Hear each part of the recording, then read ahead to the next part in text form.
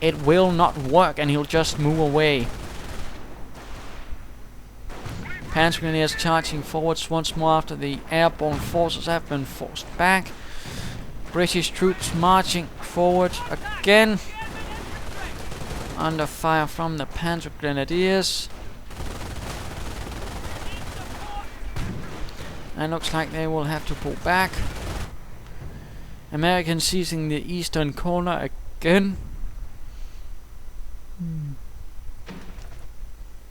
And the southern point is once more the Germans. Germans certainly ruling ahead in victory points. And let's return to Gulcasa for the moment. No doctrine at all. 5 points, but no doctrine, no Luftwaffe, no tank destroyer, no scorched earth, no anything. And looks like the British are managing for something here. A new infantry section being set together by this casualty clearing station, certainly quite valuable to the British considering the cost of everything. And charging right into this MG42, certainly not good. And looks like we have a doctrine confirmed for the Wehrmacht player, Terror. Since we did witness a forced retreat right there, and pinning these troops all at once.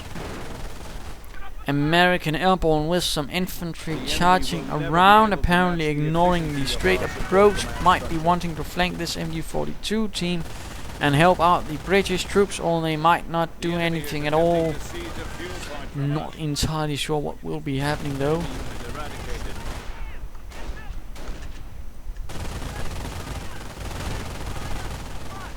British troops suffering heavily while trying to get closer.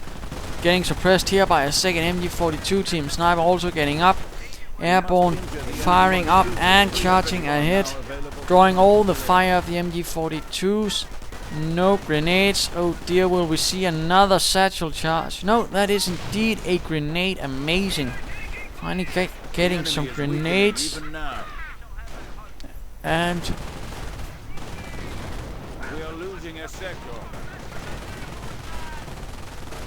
the infantry half-track is exposed, taking fire from all sides. Rarely needs to get out of there. And Gulcasa continuing again to try and hold any attempts at harassment on the eastern side. Engineers still sneaking in, and apparently also some riflemen as well. And we see a large assault going on here. Numerous airborne infantry and British infantry sections charging ahead, taking heavy fire from all the forces. And we see Fallschirmjäger. Gulcasa has gone Luftwaffe. Fallschirmjägers taking heavy losses though, and might want to get out of there. Only one man left, heavily wounded. Will he make it? Will he make it? No, he was killed by the airborne. Quite tragic.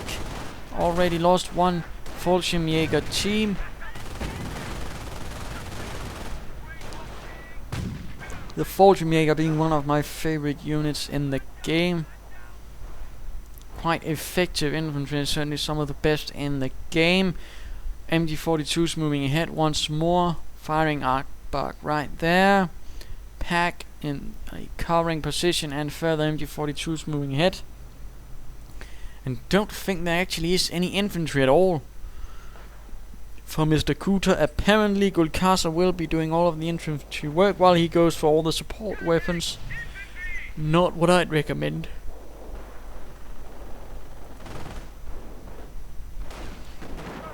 But what can you do? Fallschirmjäger called in again, suffering heavy fire. Will once more try to have to get out of there without getting killed.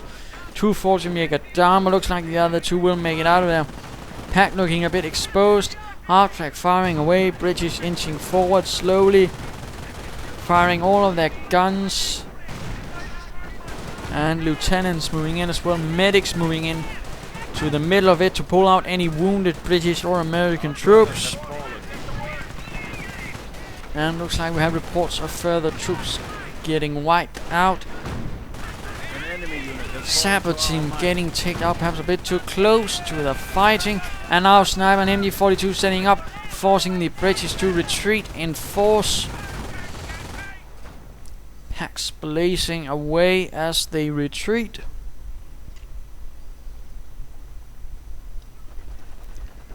And a fresh American assault, with the airborne forcing the support teams to get out of there, while infantry half-tracks, MG42s and whatnot alongside these Fallschirmjäger take on the airborne, causing some casualties before the airborne are once more forced to retreat, having been exhausted from the fire-up. And looks like we have a satchel charge going off on the Wehrmacht quarters. Will it be destroyed? Most likely not, although down to half health, and an airborne team has been knocked out, giving the Fallschirmjäger veterancy 1, going for the offensive veterancy, and another human wave assault from the British. Quite unbelievable. No use of cover and constantly attacking from the same approach over and over again. Not entirely sure what their tactics or strategy are. I'd certainly not do something like that. I mean, if you have cover, use it, and don't attack from the same angle as always. There's certainly other routes to go for example here. Instead they just go for here and only use this little spot to actually just harass them, which doesn't really do much in the long run.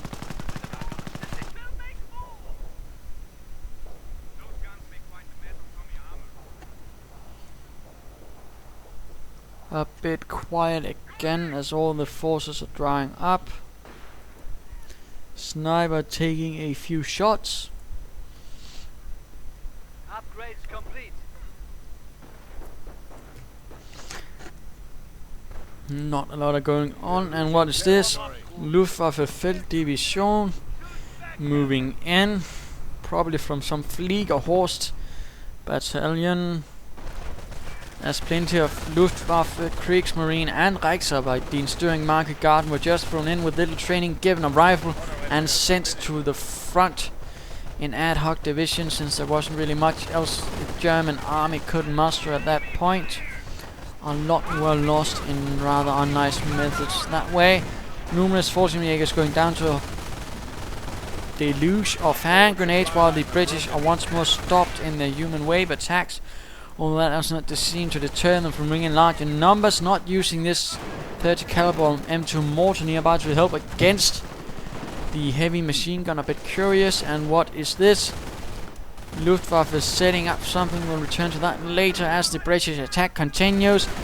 Completely bogged down, everyone suppressed, suffering a bit.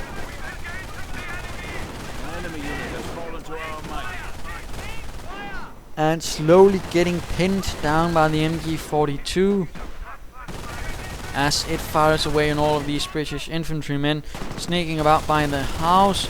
And looks like we also have mortar fire raining in now, and in the background we can see airborne troops landing in. Quite spectacular. Mortar rounds taking out a few more British troops and keeping them suppressed. It looks like any German forces right nearby has pulled back. Let's have a look. We have a flak filling going up for the Panzer Elite, and let's pause briefly.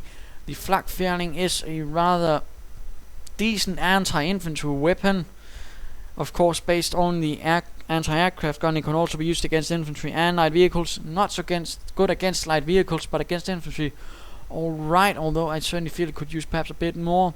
Thing is though, it's incredibly vulnerable. Snipers can easily take it out, and any other sort of damage will also quite quickly knock it out. One barrage, one bombing run, a few mortar rounds, and it's gone. It's quite extremely weak, and considering its cost and all the other drawbacks, I'm not entirely sure it's always worth going for it. Sometimes it can certainly be useful, but you should be careful, in particular when employing against certain types of doctrines, as it will really quickly get destroyed. And let's return to the match. Vehicle wins available for call-in as well. British going for this fuel point, and once more the Americans are going down here. Apparently no resistance, although it looks like there are some Fallschirmjäger and Panzer grenadiers moving down south. About time.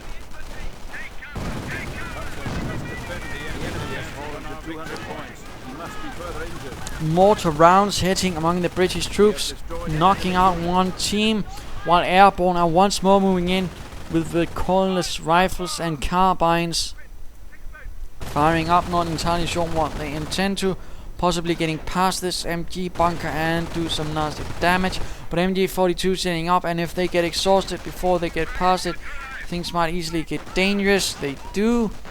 MG42 trying to get away, but getting fired at by all of the airborne.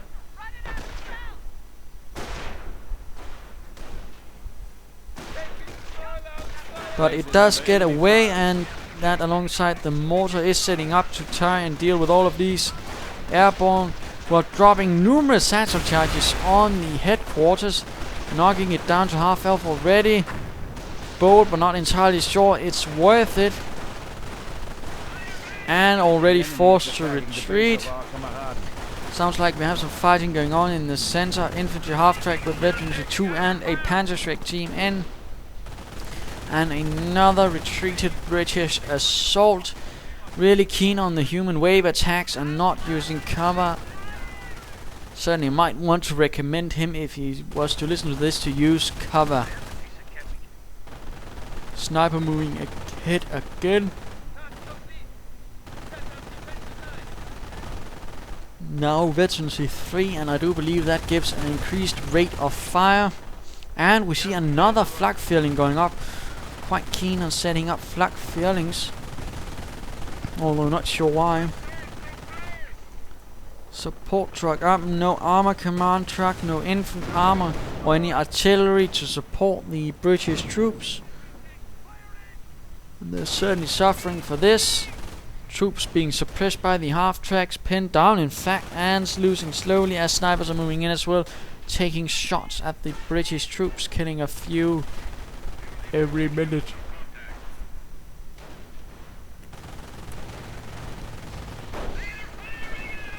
Counter-attack going in. Numerous British troops and what airborne are left. Not a lot, in fact, for the American player, who has set up a tank depot, interestingly enough. Not entirely sure why. Airborne charging ahead. Machine gun fire from all sides and sniper fire. All sorts of fire, in fact, and a half-track goes out of control. The infantry half-track crashing into the wooden fence, blowing up. And getting closer to this headquarters command truck. And now the British are caught right out in front of it. Panzer colliding with the headquarters command truck. Sniper taking shots at whatever British troops he can see.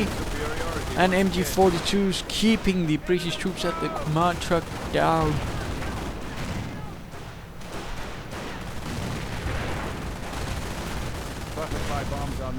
And butterfly bombs have been made available. It would seem like the British troops of the 30th Corps and their ally American attendant forces have been brutally beaten. In particular, I do wonder why the American troops didn't go for more infantry and not use all of those support weapons. It's certainly a bit odd. And of course, ultimately, why none of them actually uses cover. And we have the King Tiger, Königstiger, Tiger 2, blasting away at the British positions, and probably the headquarters command truck as well with its high velocity 88mm gun. But we'll knock it out with the next shot, and there we go. Headquarters command truck has been blasted away by the King Tiger.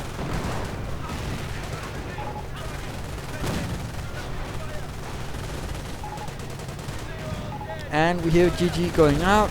Apparently the American player has left, and looks like it's British player leaving as well. So there you go, a 2 versus 2.